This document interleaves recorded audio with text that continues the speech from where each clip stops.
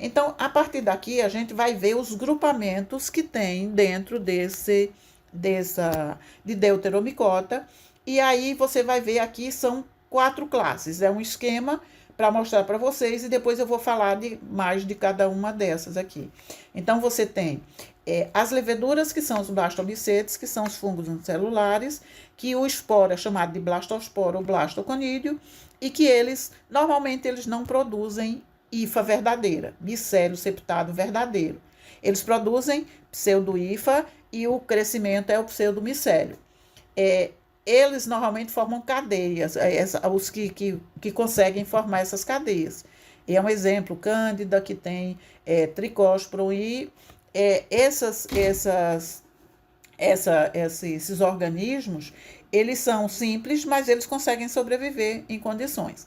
Os outros 3 são considerados fungos filamentosos. Então, o que a gente encontra na maioria e ajuda a identificar, aí está vendo aqui que tem estruturas reprodutivas que são características de cada um grupo desses que a gente encontra. No caso dos ifomicetes, todos eles, ifomicetes, celomicetes e agonomicetes, eles são fungos multinucleados, porque eles têm micélio septado, e o micélio septado é bem desenvolvido, e aí você vai ver como esse micélio se comporta. Aí, no caso dos ifomicetes, você tem presenças de conidióforos livres, que são os comuns, e conidióforos que são mais complexos. Então, quais são os tipos? O conidióforo livre, que vocês viram alguns lá, aspergilo, penicillium, chamado de conidióforo simples, e os conidióforos complexos, que são do tipo cinêmio e sporodocto.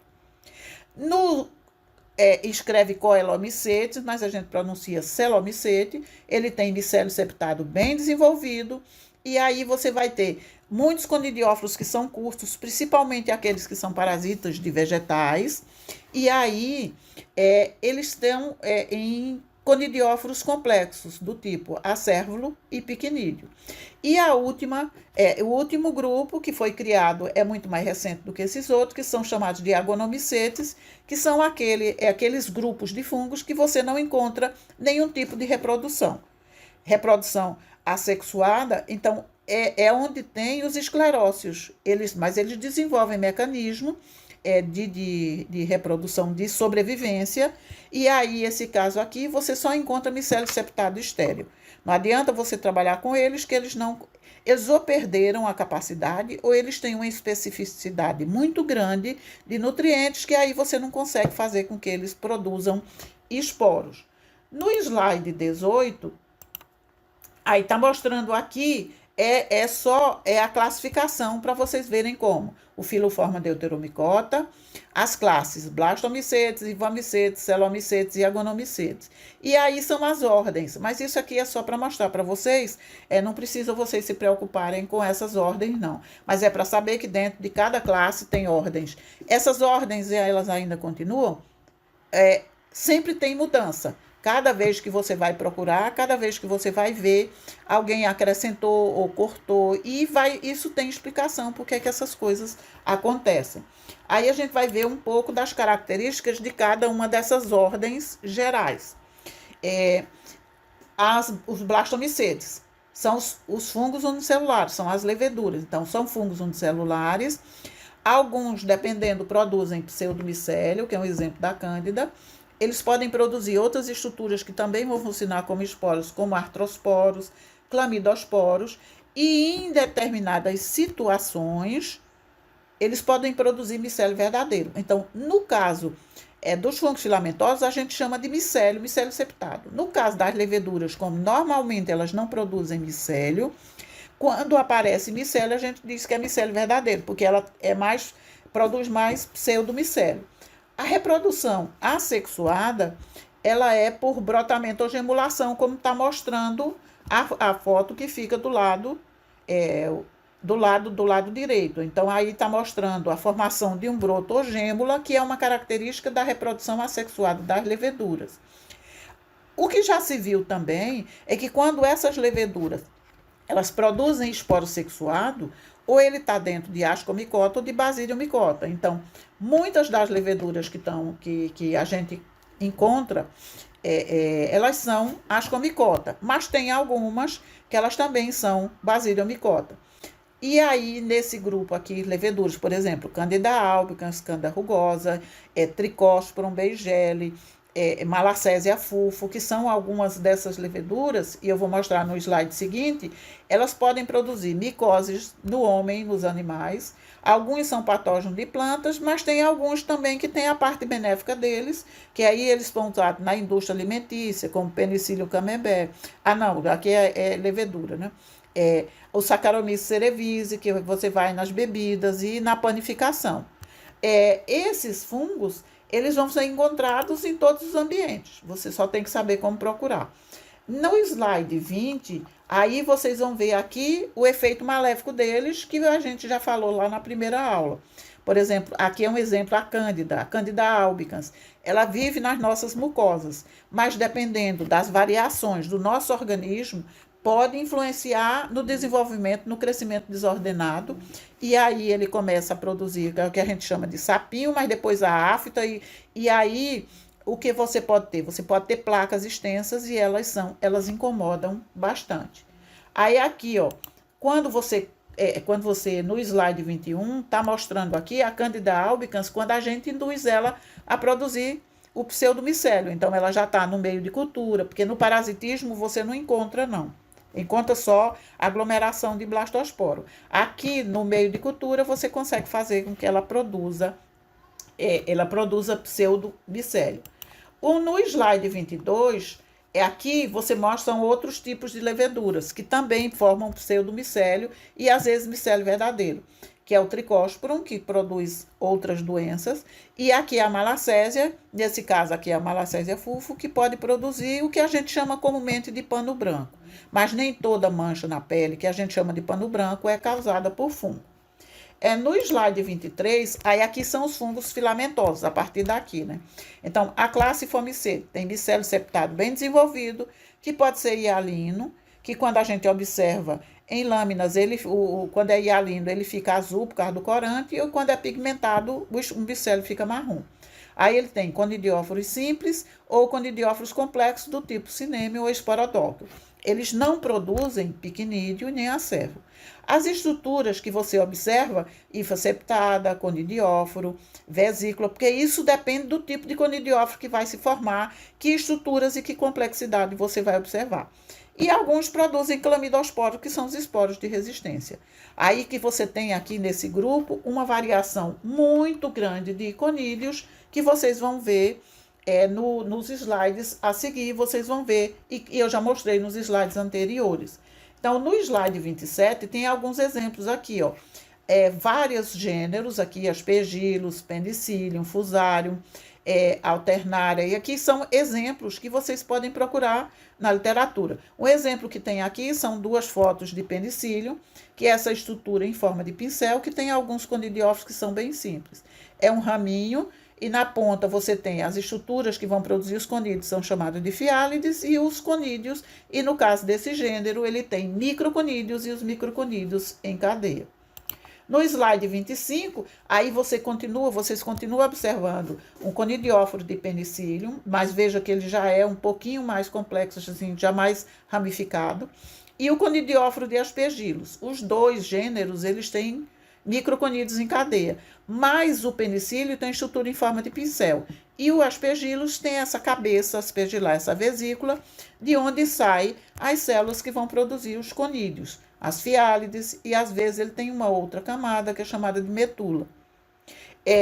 No slide 26, aqui tem outros tipos de conidióforos também, só foi para mostrar para vocês. Scopulariopsis e o Pecilomyces, eles têm conidióforos mais abertos, mas mesmo assim, esses conidióforos, os esporos, eles são, ver que aqui no Scopulariopsis dá para observar que o conídeo é um microconídeo, mas tem parede ornamentada.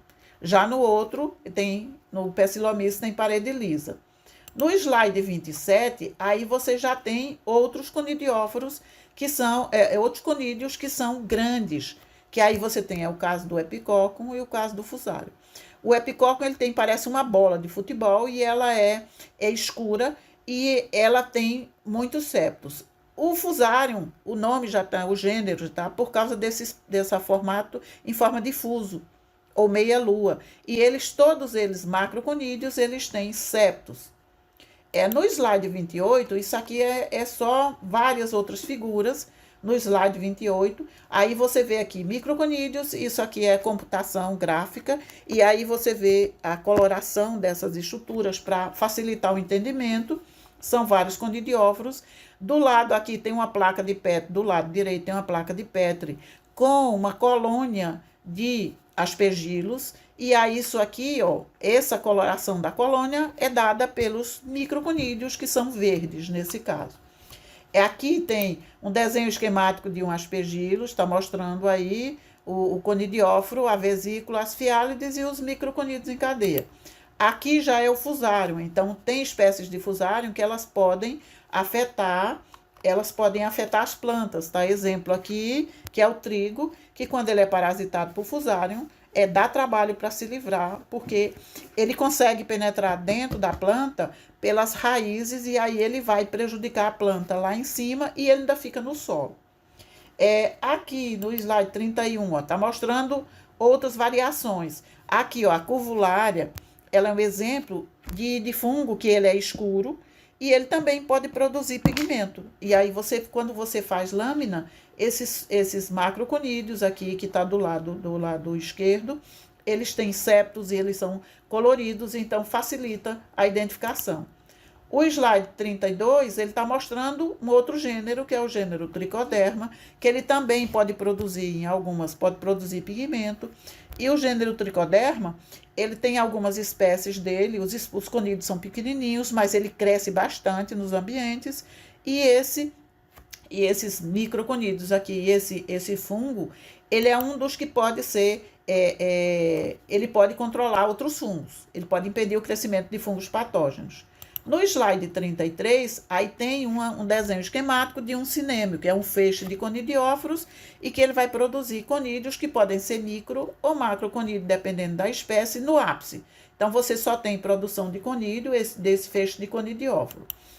Os celomicetes do slide 34, aí você tem os celomicetes, que a gente chama de celomicete, mas escreve coelomicetes, eles têm micélio septado bem desenvolvido. Os conídeos são formados em conidióforos complexos. Aí você tem o acérvulo e o piquinídeo, que eu já falei para eles anterior, mas eu vou mostrar no slide 35 exemplo de piquinídeo, que é esse em forma de garrafa, que os conídeos são produzidos dentro, e o acérvulo, que eles são produzidos, normalmente eles são produzidos por fungos que são patógenos de vegetais. Os microconídeos, eles são produzidos dentro do tecido, e aí quando os conídeos estão prontos para serem liberados, essa parte de cima ela se rompe, e aí libera, mas essa parte da folha que está afetada, ela já perdeu, a folha já naquela parte ali, ela já morreu. E o fungo a planta, ela está sendo prejudicada porque ela não consegue fazer fotossíntese. Que além dele danificar aquela parte, ele ainda produz toxina e ainda vai produzir prejuízo para a planta. Aí aqui estão alguns exemplos, por exemplo, a cultura do coletótipo, que está do lado direito, e do lado esquerdo estão os esporos do coletótrico, que aí você consegue isolar ele da natureza, mas você isola muito ele quando você trabalha com folha. Então, tem vários outros, Pestalotiopsis, Foma, que eles produzem esses conidióforos complexos que a gente encontra. E o slide 37, aí é só para mostrar para vocês os agonomicetes, que são aqueles de fungo, que são os fungos que têm micélio estéreo. Não se sabe, não se tem uma explicação direito se eles realmente estão assim, se eles perderam a capacidade de esporular ou se eles precisam de condições muito definidas para que eles consigam produzir esporos. Mas o homem arranjou um jeito, os especialistas arranjaram um jeito de identificar, porque senão esses fungos iam ficar perdidos no meio dessas classificações. Então, esse micélio estéreo, ele se transforma, ele se enrola em torno de si mesmo, e aí é chamado, esse enovelamento dele é chamado de esclerócio. E o esclerócio, ele também, para sobreviver, algumas células do esclerócio, essa do micélio, ele se transforma em clamidosporos. Clamidospora é uma única célula. Esclerócio é um conjunto de hifas que se novelam em torno de si mesmo. A parte de fora, ela vira uma crosta, ela pode até morrer, mas a parte de dentro, as hifas de dentro, elas permanecem viáveis. Quando as condições melhoram, elas voltam a germinar e aí o fungo sobrevive. Então, exemplos aqui, ó, Rhizoctonia, que ela tem esclerócios, são os esclerócios pequenininhos. Rhizoctonia é parasita de vegetal, você consegue encontrar. O esclerócio, que o nome já é disso, de não produzir esporos. Então, a estrutura é um esclerócio e o gênero é chamado de Sclerocium. E aí você vê, alguns são bem pequenininhos e outros são maiores, bem maiores, são macroscópicos. E quando a gente não consegue determinar, porque a gente não vê esclerócio, a gente chama disso que é micélio estéril, micélio esterília. Você sabe que é fungo, pelas características, pelo tipo de micélio, que é micélio septado, que pode ser hialino ou pigmentado, aí você consegue diferenciar, você consegue saber que é deuteromicota, é fungo superior. Mas você não encontra, a não ser que você faça teste genético para você tentar identificar, para você tentar agrupar ou em asco ou em basidiomicota, mas isso nem sempre, às vezes, é possível. E aí eles são acomodados dentro dos agonomicetes, que são justamente aqueles que não produzem esporos. Então, essa é a deuteromicota e depois vocês terão, nesse módulo, mais outras aulas também.